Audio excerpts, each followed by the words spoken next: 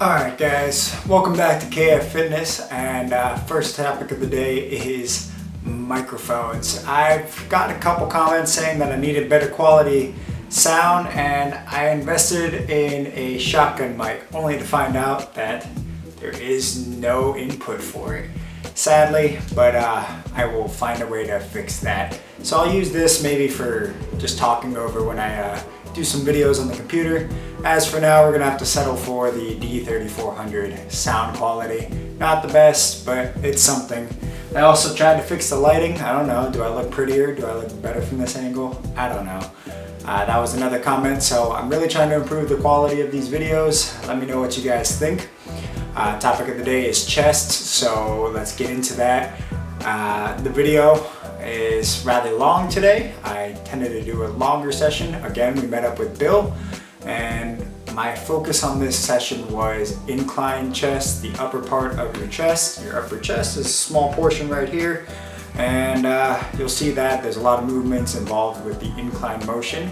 All sets were 20, 16, 12, and 10 that I could rep out, except for that first set, which is incline bench press.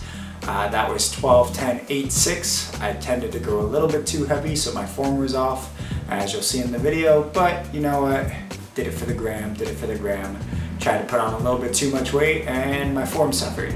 So let's make sure we don't do that again. Another thing is, we're gonna talk about the muscle groups. There's only two major muscles in your chest. You got pectoralis major, which takes up the largest portion of your chest.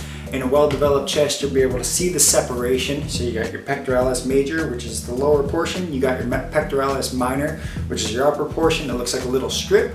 On the well-developed chest, you'll notice even when they flex that it separates right there. The whole motion of the chest is to adduct or bring in the elbow closer to the body. So you're bringing this whole joint across and in and across. So when you're doing incline, your arms are coming at in diagonal motion, which will activate that upper chest. That's why you see everyone at a weird angle. It's bringing up and in. And then when you're doing a flat press or hitting the pectoralis major, you're doing a straight motion in. So the fibers run forward and in for the pectoralis major, and then for the pectoralis minor, which is that upper portion again, it's a diagonal motion. So you'll see a lot of this, a lot of that. But those are your two major muscle groups. I had a couple people comment saying that I wasn't very specific in my last video, so we're emphasizing that. All right, I want you guys to learn. I want you to be able to hit it the best you can. Now that we got some of the mechanics out of the way, let's get on to the video, and I'll talk you guys through the workout. All right, here we go. All right, first up we have here is bench press. As you'll notice, I've already warmed up, and my stomach just for you. Look at that. But we started off with incline. I worked up to a 185 for my first set. I was aiming for 12, and I only actually got 11 here.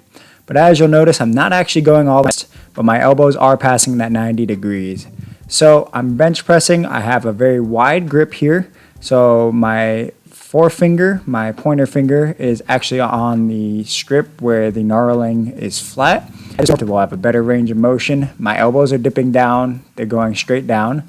And Bill does the exact same motion. We keep our elbow in the back press. At the very bottom, you want your elbow joint in a 90-degree angle, which allows you to stack your wrist, your elbow, and your shoulder all at once.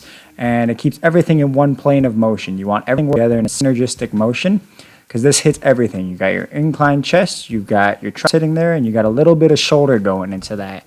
So that keeps your joint safe, keeps the strength up, and really works the muscle.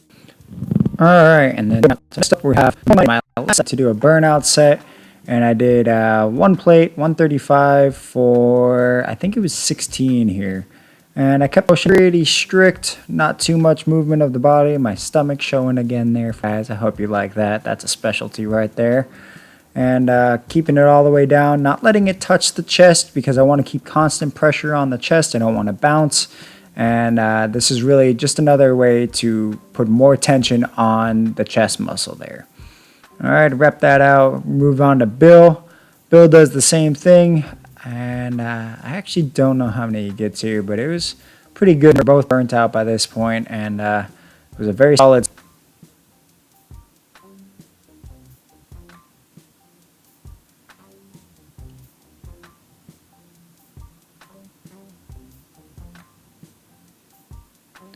On, we have some incline close grip dumbbell press. As you'll notice, I'm grabbing the middle of the dumbbell and I'm squeezing them together, going all the way. You'll notice that my chest comes up with my elbows at the very end, and you'll see that there. Really gives a nice little pump, really emphasizes, and one of my favorite movements actually. It's really starting to help my chest develop. I keep my elbows in and as close to the body as possible, and I'm just driving straight up. That'll eliminate a lot of shoulder movement. It'll eliminate a lot of tricep movement. So we have Bill here. He's going all the way down. It was a little bit light, so he's moving a little bit quickly, but I think 5 out of this. I don't even think this is the full set. But Bill repped it out here. I moved a little to the side so you guys can really see where he's hitting that. You're hitting line every time you go down. There's no movement in the lower body. And you're seeing that squeeze at that top.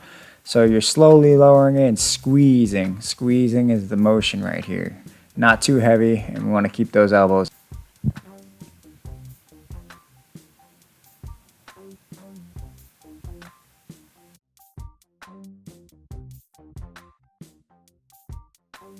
And again, we're back to me. Again, a slight squeeze at the top. I slowed it down just a little bit. Really got that squeeze there, and almost looks like a half rep here. This is where I feel the most tension on my chest. Again, mechanics, whatever feels best for you. You can notice my shoulders and my triceps are constantly tense so that the keeps going.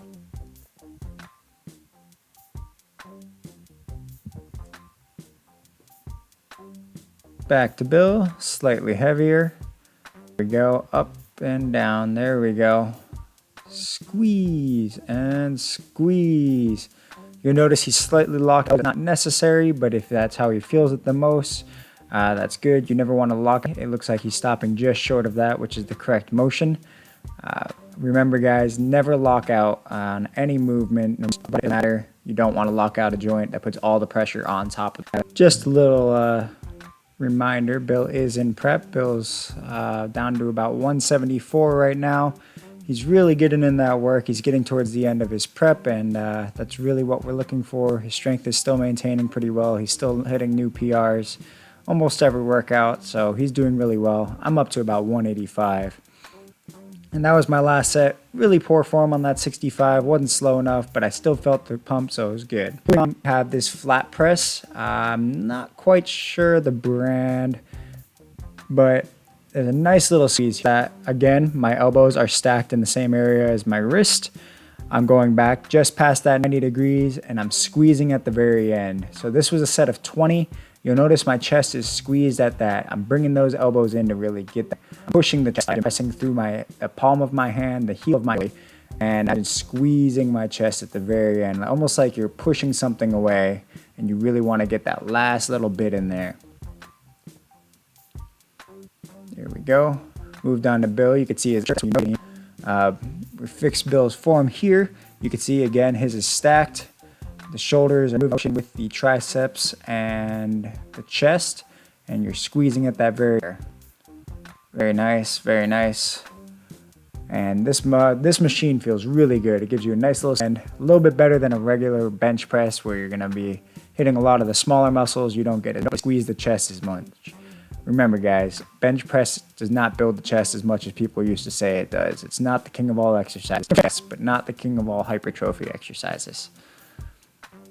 There we go.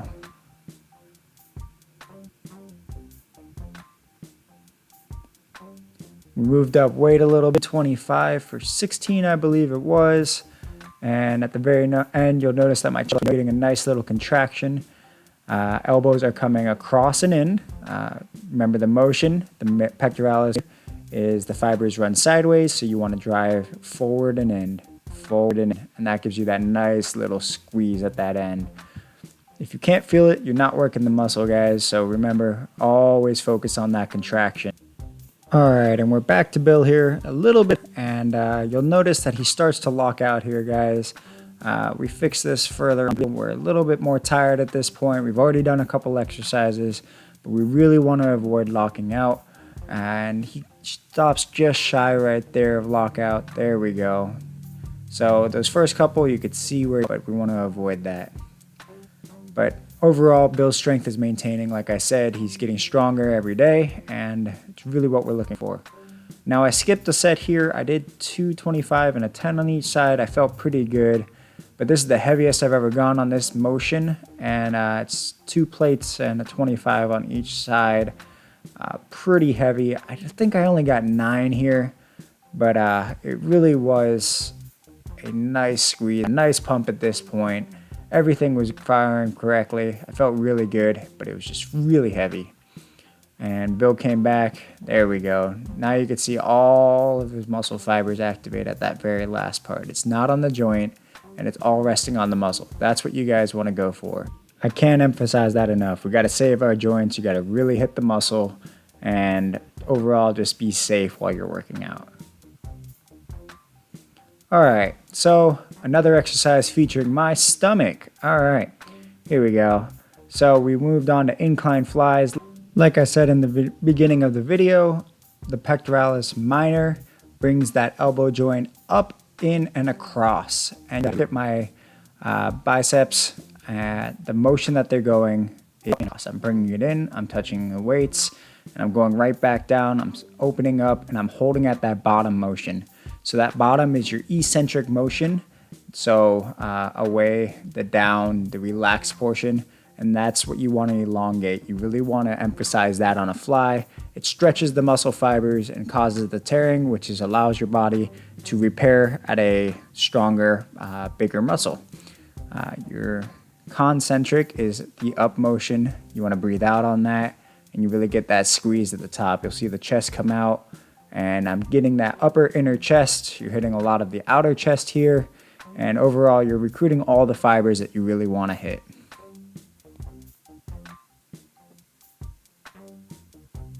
Moving on to Bill. Bill did the same motion. He opens up a little bit wider than I do, and it works for him. It hurts my elbows by doing that just like that, so I like to give a little bit more of a 90-degree angle with my elbows at the end there. He's able to stay out without any pain and gives stretch at the very end. It's almost like you're hugging a tree. I'm gonna be so good at hugging at the end of this. So good. You notice the guy in the background, he's doing some abs. Look at that. Ooh. Ooh. And back to Bill.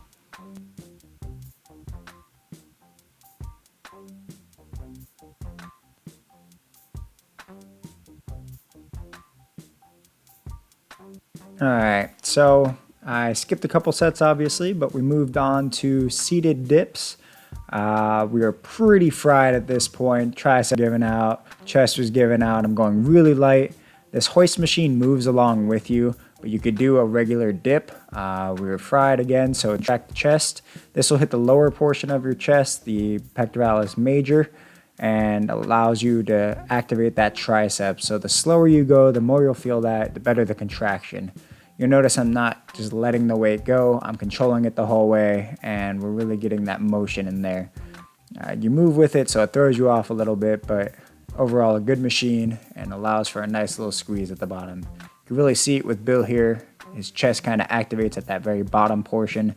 A lot of bodybuilders swear by this movement, even Arnold. Dips he always did at the end of his chest session, and he did 4 sets to failure, I believe, is his go-to. Really gave him that legendary chest. And now we finished off this chest day with some push-ups, 4 sets of 25. I figured I'd show you the progression that we had. So started off strong, really got that nice low motion in there. This will give you a really good pump at the end. Your triceps will really get a nice pump, and you'll be able to get that stability in there. You want to make sure that your joints moving in a free motion.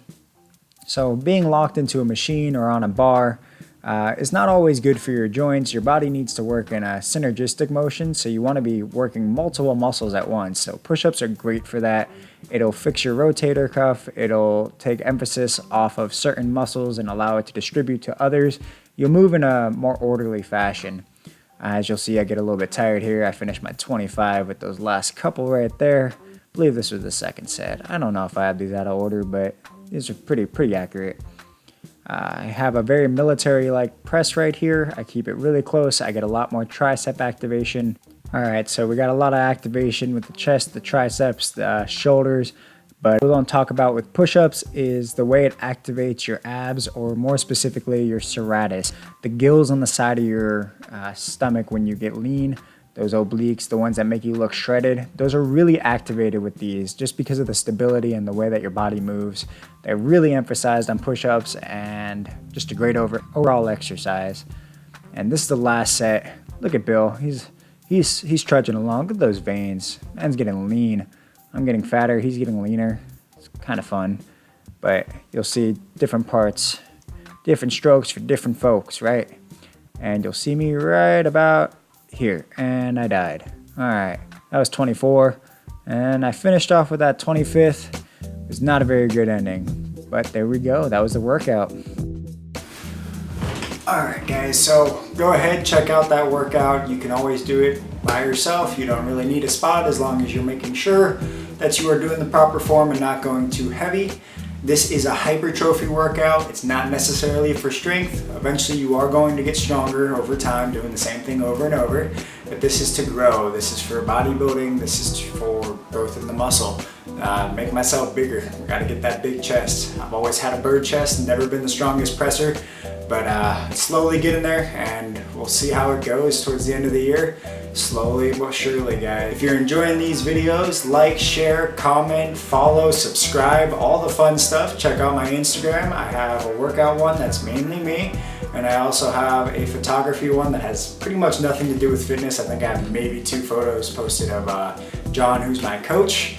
And as always, thank you guys for tuning in. Hope you learned something. Have a good one.